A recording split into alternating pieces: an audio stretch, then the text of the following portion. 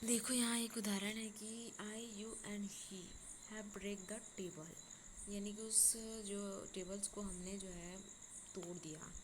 तो आई को पहला यूज़ किए, यू को पहला यूज़ किए, उसके बाद ही हमने ही का यूज़ किया है। तो इसी तरीके से ये उदाहरण भी ठीक है, जैसे कि I you he have made a blunder, you and he have done the मिसचिफ।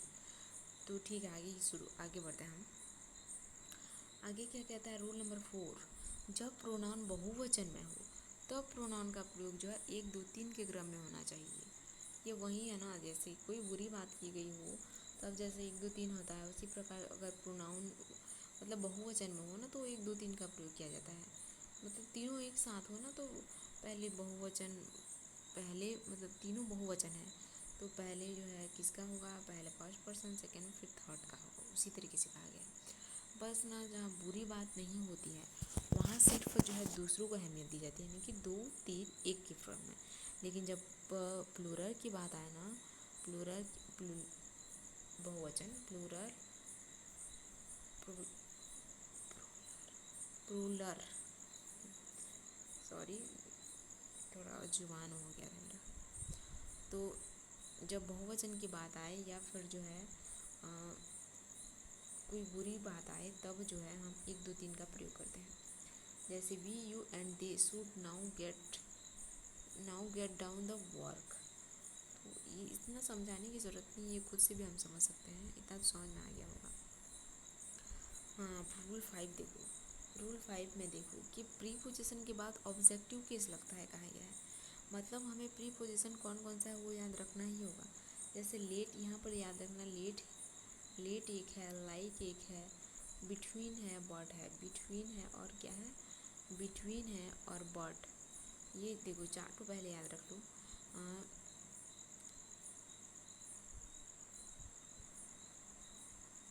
पहला क्या है, लेट है, लेट, लाइक, बट और बिटवीन। ये तीनों चारों क्या है, प्रीपोजिशन है। तो उनके बाद हम ऑब्जेक्टिव केस लगाएंगे। जैसे लेट, आई थोड़ी लगाएंगे, मी लगाएंगे, क्योंकि ऑब्जेक्टिव केस लगाना है। Let me do this work, मुझे यह काम करने दो। There is no problem between she and I. इसमें क्या लगा है, हमें क्या कहा गया, अभी कहा गया है कि हमें ऑब्जेक्टिव केस का यूज़ करना है। तो यहाँ क्या है, बिटवीन है, तो ये क्या हो जाएगा, प्री पोजिशन बिटवीन। तो उसके बाद हमारा क्या दिया है, यहाँ सी दे दिया है, जबकि सी नहीं होगा। यहाँ हो जाए सी का जो सी का क्या होता है, ऑब्जेक्टिव केस, तो सी का हो जाएगा हर, एंड आई का हो जाएगा मी। तो यहाँ हमारा हो जाएगा there is no problem between her and me. ठीक है ना, मतलब क्या कहा गया है कि हमें जो है बिटवीन हो गया, बट हो गया और लाइक, लेट, उनके बाद कहने का मतलब प्री पोजीशन में जितनी बात भी हम किसी भी प्रोनाउन का प्रयोग करेंगे ना, वो हमेशा ऑब्जेक्टिव फॉर्म में आएगा, न कि सब्जेक्टिव, यही समझाएगा।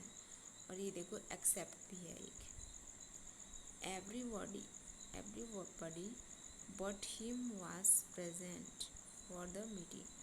ही का क्या हो जाएगा, हिम हो जाता है ऑब्जेक्टिव केस में। तो ये हो जाएगा, ये तो सही लिखा है। ही,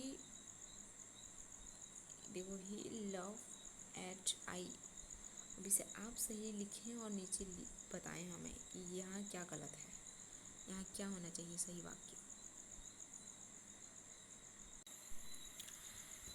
हाँ देखो, ये हमारा क्या है, 6 नंबर का रूल है। तो 6 नंबर में क्या कहा गया है, देखो ना ऊपर में लिखा नहीं है, इसका मतलब ये नहीं कि नहीं होगा, ये 6 नंबर का है रूल, याद रखना। यहाँ लिख देते हैं, रुको।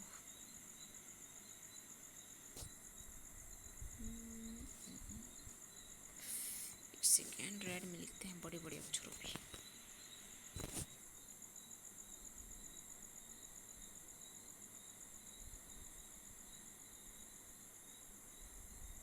हाँ, ये हमारा रूल 6 है।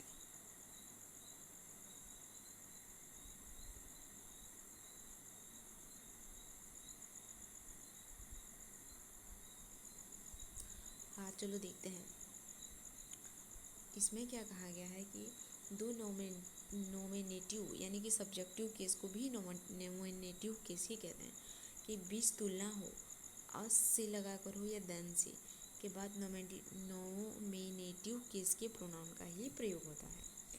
मतलब ही इज़ एज फास्ट अस मी गलत होगा, क्योंकि देखो ये ही है तो यहाँ पर हिम होना चाहिए, ऐसा नहीं है।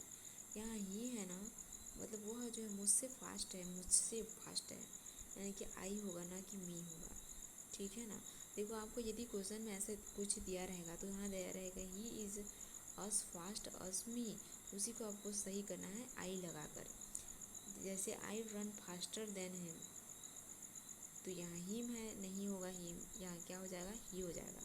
चाहे हम अस एस या देन दोनों में से किसी से भी हम जो है वो करें, किसी से भी हम क्या करें, तुलना करें, तो उसके बाद हमारा क्या हो जाएगा, सब्जेक्टिव केस होगा ना कि ऑब्जेक्टिव केस होगा। ठीक है ना, बस यही समझाया गया इसमें। ऊपर दिए गए उदाहरण में दो सब्जेक्ट की तुलना किया गया था, दोनों प्रोनाउन नॉमिनेटिव केस में होने चाहिए, लेकिन दो ऑब्जेक्ट की बीच तुलना हो अस और देन के बाद तो ऑब्जेक्टिव प्रोनाउन का प्रयोग होना चाहिए, ऐसा कहा गया है। देखो ये क्या है, यू को यहाँ I know you as much as him. देखो यहाँ एज क्या है, हम हिम है, क्योंकि देखो यहाँ कहा गया है कि ऑब्जेक्ट की तुलना होने पर जो ऑब्जेक्टिव केस का ही प्रयोग किया जाता है। और यहाँ I know you us much I know him, ये समझने वाली बात है यार, ये मुझे भी समझ नहीं आ रही थोड़ी सी। हाँ ठीक, यहाँ हिम का प्रयोग हुआ है देखो ऑब्जेक्ट के रूप में, और मेरे ख्याल से आई नो यू है, यू ऑब्जेक्टिव केस है या सब्जेक्टिव केस है, ये तो ऑब्जेक्टिव भी होता है।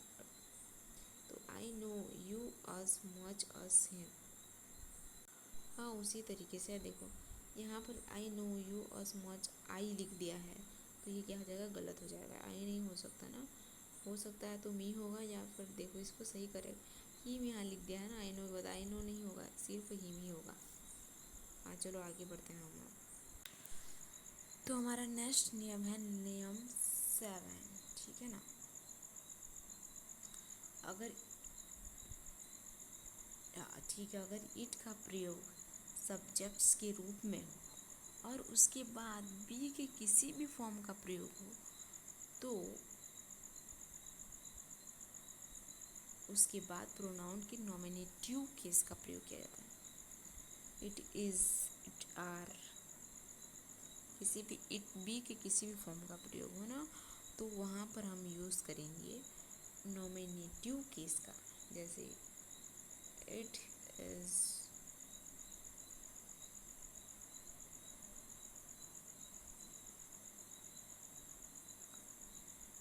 Who am to blame. चलो इस उदाहरण को देख लेते हैं। जैसे इट इज़ नॉमिनेटिव केस लिखेंगे, ना कि it is me who am to blame, ऐसा नहीं करना है। यहाँ समझाया गया है कि यदि इट के बाद जो है कोई भी बी का फॉर्म इज़, एम, आर कोई भी हो ना, तो उसके बाद हमारा नॉमिनेटिव केस आता है, यानी कि सब्जेक्टिव केस आता है, ना कि हमारा ऑब्जेक्टिव केस आता है। ठीक है ना, नहीं आएगा। तो ये तो सरल था, ये समझ में आ गया होगा। अब इसके आगे देखते हैं 8वां रूल्स। देखो 8वां रूल्स में क्या समझाया गया है, तो समझाया गया है यूज़ ऑफ इट का प्रयोग कहाँ, किस प्रकार से, कैसे किया जाता है। तो रूल नंबर फर्स्ट, इट का प्रयोग क्या है, इट का प्रयोग हम जानवर के लिए, निर्जीव पदार्थ के लिए, देश के लिए, किसी भी देश के लिए, शिशु के लिए इट का प्रयोग करते हैं। और इट का बहुवचन क्या होता है, तो दे होता है, ये हमेशा याद रखना। इट का बहुवचन दे होता है, कैसे, देखो एक वचन के रूप में ही हम इट का प्रयोग करेंगे, लेकिन जब जो है बहुत सारे की बात होगी, बहुत सारे निर्जीवों की बात होगी, जानवरों की बात होगी, तो बहुत सारे देशों की बात की जाएगी, तो हम वहाँ दे का प्रयोग करते हैं। उदाहरण देखते हैं। देखो, America, America is a development country. America क्या है, एक डेवलपमेंट जो है कंट्री है। और क्या कहा गया है, it is a super power, it is a super power, ठीक है ना, it is a super power. देखो यहाँ इट का प्रयोग किया गया है, ना कि दे का, क्योंकि अमेरिका क्या है, एक ही है। और इट का प्रयोग क्यों क्या किया गया है, क्योंकि यह एक देश के रूप में, इसलिए इट का प्रयोग किया गया है, ठीक है। तो इट का प्रयोग हम किसी भी निर्जीव चीज़ों के लिए, जानवर के लिए, देश के लिए, शिशु के लिए करते हैं। और यही इट का प्रयोग बहुवचन में करना हो तो दे हो जाता है। जैसे देखो, श्रीलंका एंड पाकिस्तान, ये क्या हो गया, दो ठो, are developing countries, they are facing internal terrorism, ठीक है ना। दे का प्रयोग होगा क्योंकि यहाँ दो से ज़्यादा देशों की बात कही गई है। तीसरी चीज़, सॉरी, उसके बाद यूज़ ऑफ इट का दूसरा रूल्स, इट का प्रयोग टाइम, वेदर, टेम्परेचर तथा डिस्टेंस यानी कि दूरी या अन्य प्राकृतिक घटना को एक्सप्रेस यानी कि व्यक्त करने के लिए इंट्रोडक्टरी सब्जेक्ट्स के रूप में किया जाता है। इस केस में इट को इम्पिटी इट कहा जाता है, यानी कि इसका कोई अर्थ नहीं होता है, बस न उसे अभिव्यक्त करने के लिए, फॉर्मेलिटी के लिए, सोफिस के लिए करते हैं, ऐसा मान सकते हैं। जैसे कि देखो, किसी भी टाइम बताना हो कितना बजा है, तो हम उसे कहेंगे इट्स 6 o'clock, ठीक है ना। तो हम जो है इट का प्रयोग जो है समय बताने के लिए करते हैं, वेदर बताने के लिए करते हैं, आज का मौसम कैसा है, इट इज़ रेनिंग, बारिश, इट्स मॉर्निंग, आज का मौसम कैसा है, अभी देखो इट्स मॉर्निंग, अभी सुबह, यह सुबह है। इट्स मंडे यानी कि दिन बता रहा है ना। It's March, it is winter, it is 6 o'clock, समय, मौसम, वेदर, दिन, तापमान, दूरी, सबको बताने के लिए इट्स का प्रयोग किया जाता है। इट्स नहीं, इट। इट्स में भी ना दो प्रकार से होते हैं, अब याद आ गया तो आपको बता देते हैं। देखो,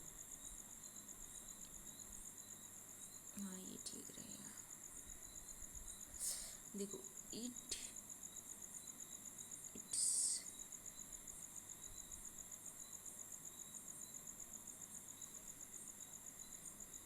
एक सेकेंड, एक होता है इट, इट्स, और एक होता है इट्स। इसका प्रयोग क्या होगा, इसका प्रयोग एडजेक्टिव के रूप में होता है, ये एडजेक्टिव है समझ लो। और ये जो है इसमें क्या होता है, इसमें एक सब्जेक्ट्स होगा। देखो पहले तो इसका मतलब क्या होगा, इट का मतलब इट इज़ होगा या इट वॉज होगा, ठीक है ना, इट इज़ या इट वॉज होगा। तो इसका मतलब होता है इट इज़ या इट वॉज। इसका प्रयोग कब होता है, इसका ये जब भी लगेगा, कहाँ पर लगेगा, तो सब्जेक्ट्स प्लस वर्ब के हिसाब से लगेगा, ठीक है ना। एक उदाहरण देके समझाते हैं, रुको। चलो इन से आगे हम डिटेल से पढ़ेंगे। और बस इतना याद रखो कि, एक सेकेंड, बस इतना याद रखो कि जो इट्स जो होता है वो एडजेक्टिव होगा, और इट्स का मतलब होगा इट इज़ या इट वॉज, सब वर्ब, सब्जेक्ट्स और वर्ब के हिसाब से। हाँ नेक्स्ट देखते हैं हम, नहीं इतना तक आज देखते हैं, उसके बाद अगला वीडियो हम पार्ट में हम नेक्स्ट रूल्स को भी पढ़ेंगे, ठीक है।